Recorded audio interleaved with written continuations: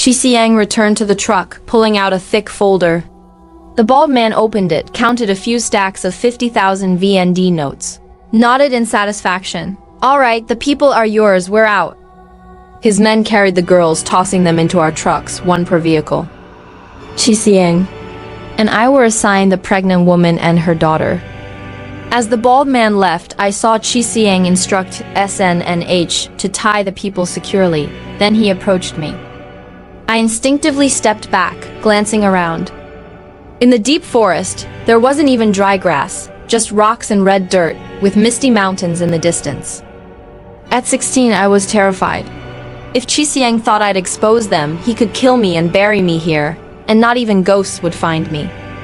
Xiang saw my panic, lit another YNBN cigarette with satisfaction and called me over.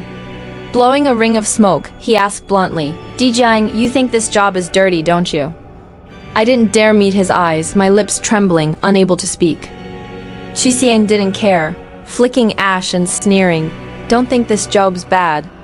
These girls are sold to mountain villages in China, where roads are tough and women are scarce. I work hard to earn money, helping them find wives. The folks there thank us, even give gifts. I brought you along because you're from my village, my little brother. I want you to have a better life." He looked at me, smiling. "Stick with me, do well, and by year's end, you'll afford a motorbike. Build a tiled house in town, marry a lowland girl. Your parents will benefit too. Compared to slaving away in the fields, isn't this better? But if you want out, I won't force you. After this trip, go back to farming. So, you quitting or not? Speak up, I'm listening." His calm tone terrified me more. To them, these girls and children were like cattle, bought and sold freely. Not only did they see no crime in it, they thought they were doing good for the Chinese villagers. But I caught the threat in Kang's words. If I said I'd quit, I'd likely be killed and buried in this forest tonight. And my parents back in the village would probably be targeted too. My heart pounded. Looking at the four men behind, casually smoking and chatting, their eyes kept glancing at Xiang and me. SN and H still grinned, but the twins shot me icy stares. I shivered, survival instinct and fear of death clouding my thoughts. Forcing a smile, I stammered that I wouldn't quit, that I wanted to earn money with Xiang. Xiang grinned, patted my shoulder, said he wouldn't shortchange me, and called the others over. Each lit a cigarette, and Xiang tossed me one, laughing to the group. "Brothers, damn, we're exhausted after a month. Time to relax a bit?" SN immediately chuckled. "Same old rules, each plays with their truck's cargo, then we see who's got the stamina to keep going." "All right, you little punk, you're behind me." H laughed. "Damn it, you dead tiger." Sen shot back. H grinned, rushing to his truck and opening the cargo hold. Soon, a girl's terrified scream echoed from inside, mixed with H's vile laughter and the sharp sound of slaps, piercingly horrific. Frozen in fear, my mind filled with images of the truck's interior and H's wicked laughter, I couldn't hear what Xiang and SN were saying. Soon SN, unable to resist, laughed and ran into H's truck. Looking up, I saw the twins enter another truck. Quickly, cries and curses from a girl rang out, mixed with the twins' rare, crude words and brutal actions. Her screams, like a crow's caw in the night forest, sent chills down my spine. I'd never seen anything like this. In this desolate border forest, these beasts in human skin tormented innocent girls, and I could only stand and watch. Half an hour later, H, the burly man, emerged first, seeing me squatting behind the truck. He laughed, asking why I didn't join in. I stayed silent. "Still a virgin, never tasted a girl, huh? Try it. You'll be hooked," H said, licking his lips and glancing at my truck. "Yours is the pregnant one, right?" My head buzzed, his words stunning me. Before I could react, he opened my truck's cargo hold and climbed in. Immediately, the pregnant woman's terrified screams and her daughter's heart-wrenching cries echoed out. H didn't even spare the pregnant woman. I felt like I'd fallen into an icy pit. Somehow finding courage, My heart pounding, I climbed into the truck. Pushing past the stinking chicken and duck cages, I reached the back. H was grinning wickedly, untying the pregnant woman, his large hands about to rip her maternity dress.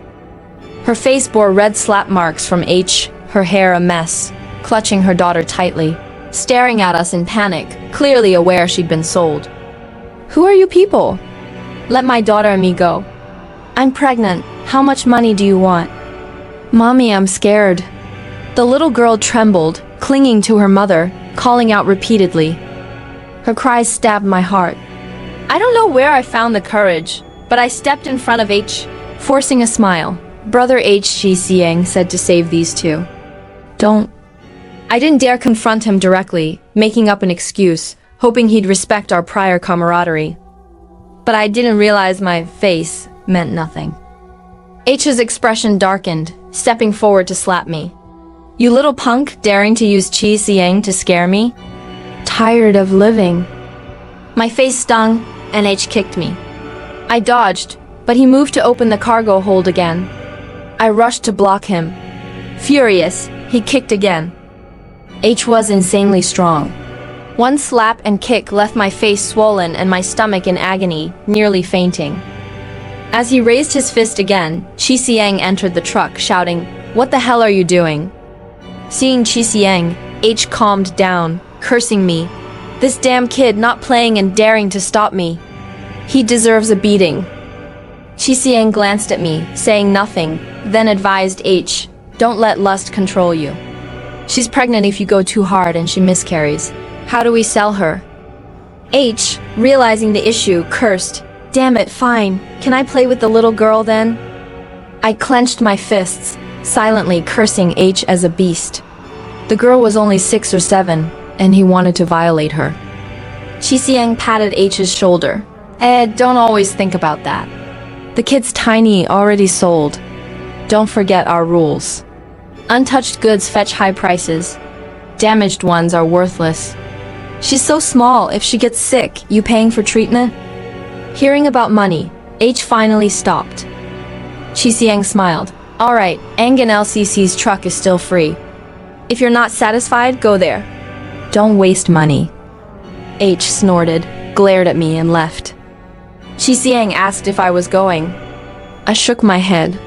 He didn't say anything as the other 2 girls were already taken, and with my clash with H, I couldn't join in. That night, the convoy rested in the deep forest. Rest was a lie outside the truck windows. The girls' screams echoed all night. The beasts didn't let their merchandise rest for a moment. By midnight, H and the others finally stopped, returning to the trucks to sleep, their snores soon thundering. I glanced at Qi Xiang, asleep on the small bed in the back. Like a man possessed, I quietly got out and approached H's truck. The girl's screams still rang in my head like cries from hell. My heart ached. Though just an ordinary teen, I couldn't stand by while people were tortured. Trembling, I reached out. In the desolate border forest, the cargo hold's lock wasn't fully secured. I opened it, stepped past the foul-smelling cages, and reached the back. Under dim moonlight, I saw an ethnic girl, hair disheveled, curled up in a corner, her face streaked with tears, her exposed skin covered in marks of abuse. She sat silently, but seeing me, she looked up, dazed. Recognizing me as a stranger, fear flashed in her eyes, and she shrank back, hoarsely begging. She pleaded for mercy, saying her parents were working far away, leaving 2 young siblings at home, relying on her selling textiles at the market to survive. She didn't want to be sold, her siblings would starve. She begged for pity, offering to work like an animal for me, willing to endure anything. My heart felt crushed. I had 2 younger sisters. If they were kidnapped, I'd live in regret forever. I hated Qi Xiang and his gang to the core. They didn't just ruin these girls' lives, but destroyed countless families' happiness.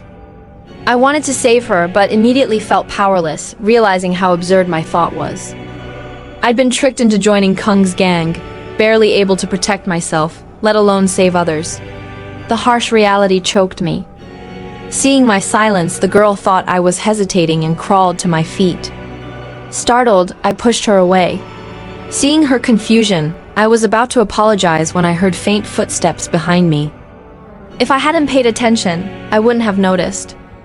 Swallowing my words, I kicked her back to the corner, pretending to curse H and his gang for ruining her, saying I couldn't bring myself to touch her. The girl, hurt by my kick and humiliated, broke down, cursing me as a beast, wishing me a gruesome death. Then, seizing my distraction, she frantically tried to escape. But before she reached the cargo hold's door, a figure grabbed her by the throat. I turned. It was Chixing. Chixing dragged her back, tied her tightly, stuffed a rag in her mouth, patted my shoulder, and sneered without a word. I understood. His sneer mocked me for stopping H by day and sneaking in to steal at night.